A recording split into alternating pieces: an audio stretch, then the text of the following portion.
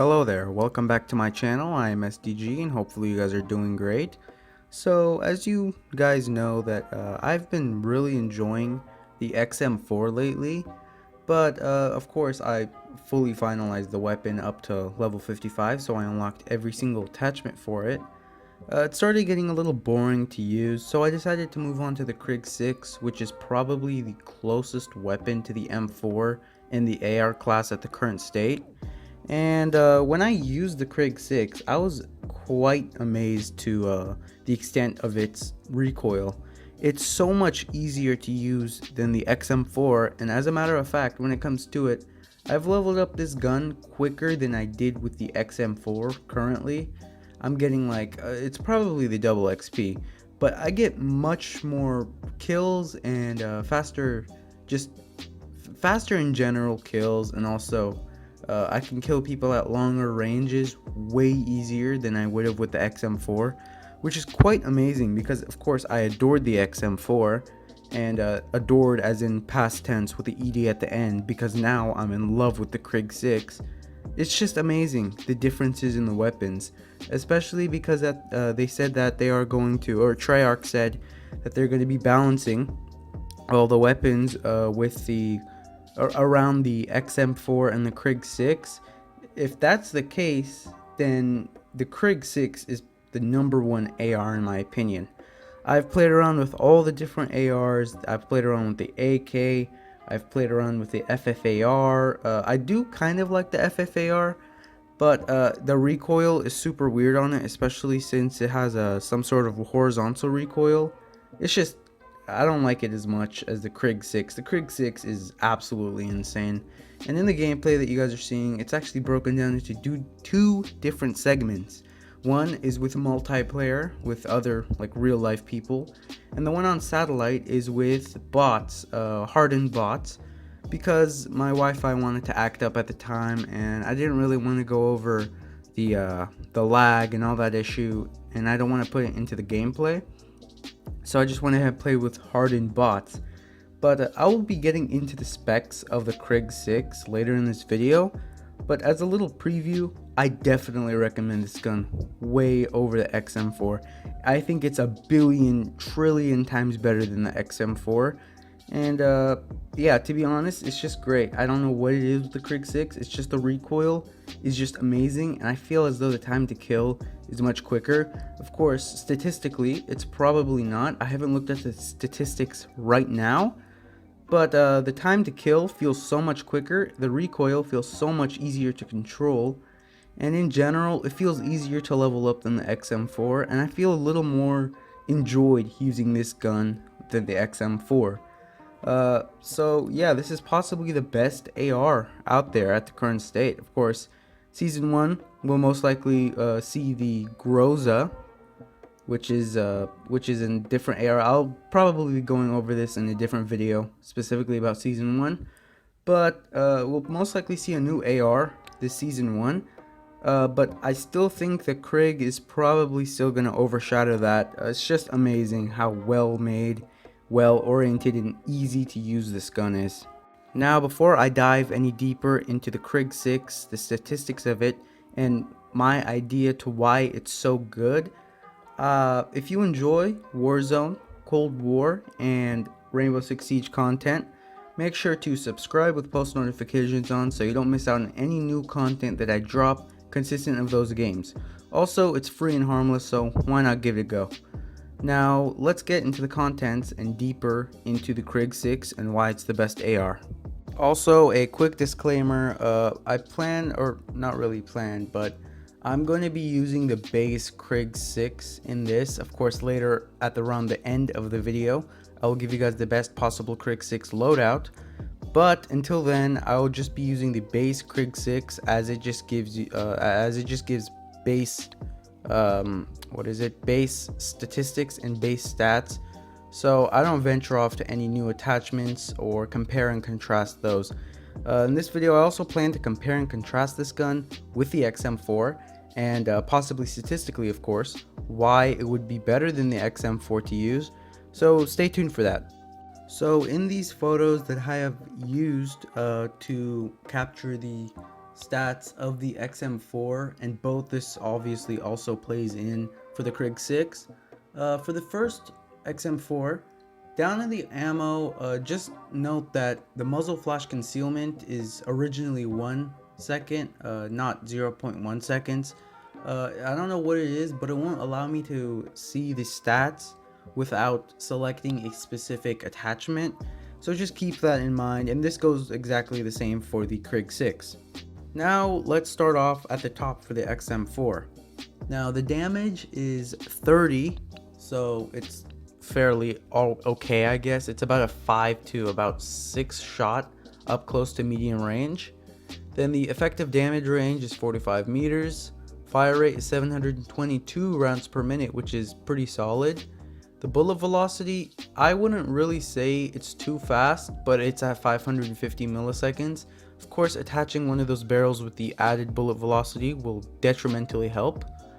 Then the last two really don't matter too much. The movement speed, well, it's about 10 miles per hour, both for movement and sprint move speed.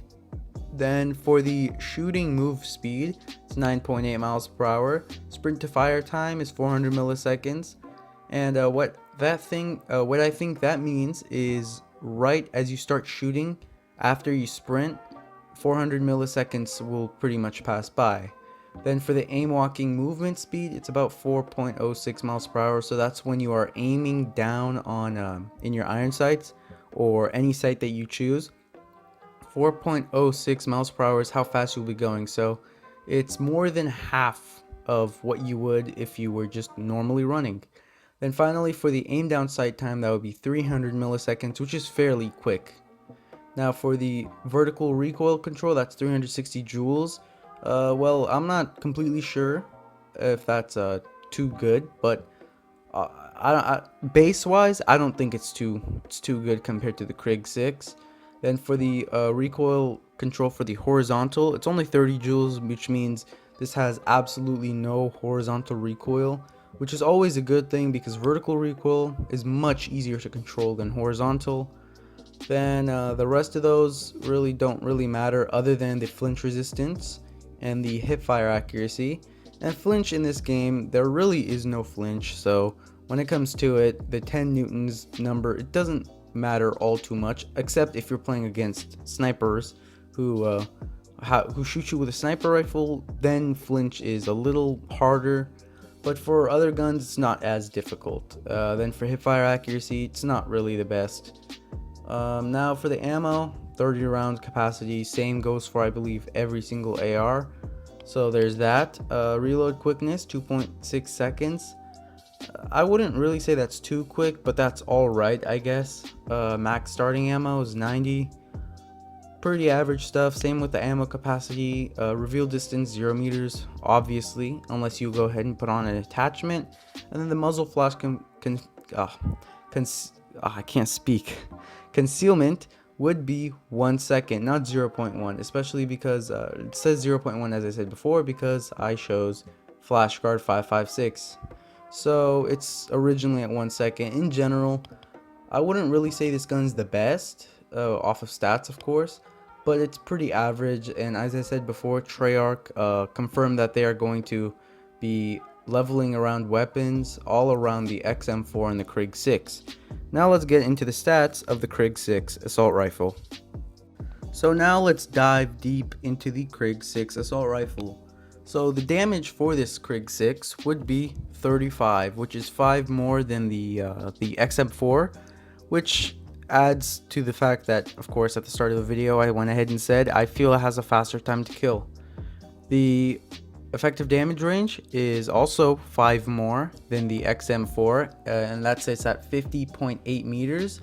The fire rate is less, so it isn't as fast firing, but the damage complements it quite a bit, so the fire rate doesn't matter as much in my opinion. Then for the bullet velocity, it's higher than the XM4 and it's sitting at 625 milliseconds. Now for the vehicle damage, it's higher, and the melee quickness is the same. Those two really don't matter right now in multiplayer. So now let's move on to speed. For the speed, it's exactly the same when it comes to movement speed and sprint move speed. It's exactly the same all around, really. There really is no change at all. It's the same exact as the XM4. So now let's move on to the accuracy. For the vertical recoil control, it is much lower. It's actually less than 100 lower than the XM4, which makes sense because it's very, very easy to control vertically. Now for the horizontal recoil control, it's out down at -32, and I think this is a bad thing because when it comes to the Krig 6, although it has really low vertical recoil control, I can feel a little bit of sway when it comes to the horizontal recoil. That's of course harder to control, but it's a little bit of horizontal recoil I can feel. Now for the centering speed, it's at 2.5, which is the XM4 is at 11. This is at 2.5, so there's a big difference in that. Then the idle sway is the same with the flinch resistance and the hip fire accuracy, all of which are sitting at 20 FC, 10 newtons, and 7.5 mils. Now for ammo, same exact thing there. 30 rounds in the magazine. Then there is the 2.6 seconds of, or sorry, this is 2.4, so it's quicker than the XM4. Same exact max starting ammo and ammo capacity. Then the reveal distance the same exact, and for the muzzle flash concealment, it's at 1 second, not 0.1, as I stated at the start of the video. So in that general concept, it's the same.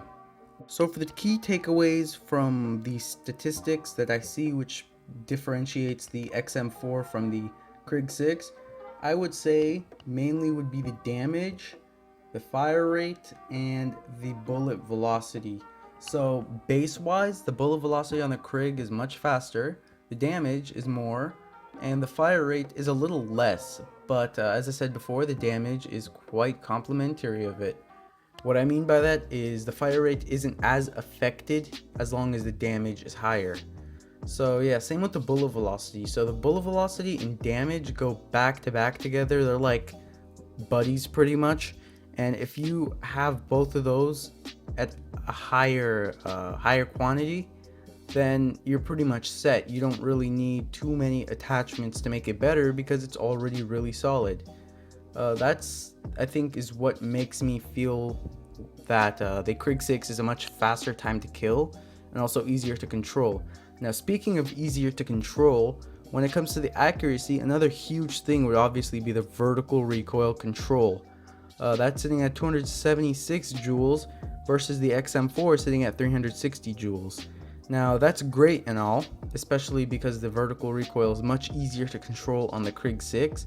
That's all amazing and all, but the horizontal recoil is still something you can feel on the Krig 6. It's not as, you don't feel it as much, for example, if you're to compare this with the FFAR, but it's still there. It's not really enough to like sway you out of make you miss every single shot, but it's still present and it's still very, very difficult to control. Compared to of course, the XM4. The XM4 is sitting at 30 joules, and the Krig 6 is sitting at -32 joules, which obviously has quite a bit of difference. So that alone, that's not a make or break type of situation. That's just something like the horizontal recoil control is a little more difficult to control, but it's very minimal, and it won't really break my experience with the Krig 6, But I'm mentioning it because at longer ranges, like when I'm talking about long ranges, I'm talking about over 150 to 200 to even 300 meters. That's going to be detrimental to your aim. If you're going to be aiming down at someone far, far, far away, and you expect to hit 90 or 80 or even 70% of your shots, that's a horrible expectation because of that horizontal recoil control. So yeah, there are some attachments to help it, but in general, it's still going to be present, and it's still going to be very difficult and hard to control, and also even annoying. But yeah, those are the statistics and the differences between the XM4 and the Krig 6. Now that I have uncovered the statistics and all the stats behind the XM4 versus the Krig 6, I want to give you guys my personal opinion on which one I think is best, and that's 100 billion% going right to the Krig 6 because of that vertical recoil control. I don't need to put a bunch of attachments specifically for the vertical recoil control, and I can spare that specific part for some other attachments. Like, let's say I want to put some sort of flashlight on to increase my reveal distance. I could do that instead of obviously like putting all my effort into the specific vertical recoil control. That's one huge pro out of it. On top of that, in general, it's just very solid for long ranges, and in my opinion, it's just the best AR right now. The recoil is very minimal. This is the least recoil AR in the entirety of the game right now, and it's much easier to level up and easier to use for newer players, or it doesn't matter if you're new or a pro. It's just very easy to use, very fun to use, I might add, and in general, it's just a great weapon to use. I don't know why I didn't bring it up before in my great starting loadouts video, because I just now started using it, but in general, just a great weapon to use. Now, before the video ends, as I promised earlier, I will give you guys the best possible Krig 6 loadout, and here it is. So to start things off with, of course, I'm going to use the optic. The iron sights on this gun are not the best, so I don't recommend using them. And for the optic, personally, I use the millstop reflex. Of course, this is an optional one. You can use any one of the optics you would like, so go ahead and choose. But for the barrel, I tend to use the 19.7 Ranger. This gives you bullet velocity, and in my opinion, this is probably the most important out of all of the barrels at the current state, because bullet velocity is how fast the bullet goes to the enemy. So at longer ranges, this is going to be quite helpful. Now you can go for the 19.7-inch takedown, which gives you 150% effective damage range, but I feel as though the bullet velocity just is a little more important. Also, the damage range on this gun is pretty solid at like base, so I stick with that. Now for the underbarrel, I use the field agent grip. As I stated earlier, the horizontal recoil is quite, noticeable on this gun. Not as much as other weapons, but it is a little noticeable, and it will affect you in longer range engagements, which is why I use the field agent grip. This helps with both vertical recoil control and horizontal recoil control, as it gives 6% vertical and then 20% horizontal to help a lot with the horizontal recoil, and that makes it as minimal as possible at longer ranges.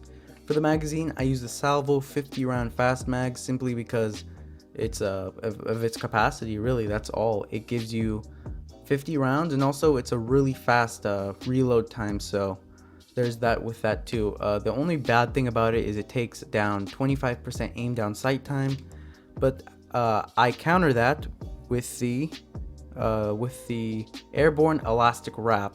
This gives me 30% aim down sight time, so in total I get 5% increase on the aim down sight time, and also it adds to the flinch resistance, which I honestly don't care about, and finally it adds to the aiming while prone, so that means drop shotting. I don't drop shot in this game, and if I really have to, that's a really rare occasion whenever I really am having a bad day and I'm really trying to sweat.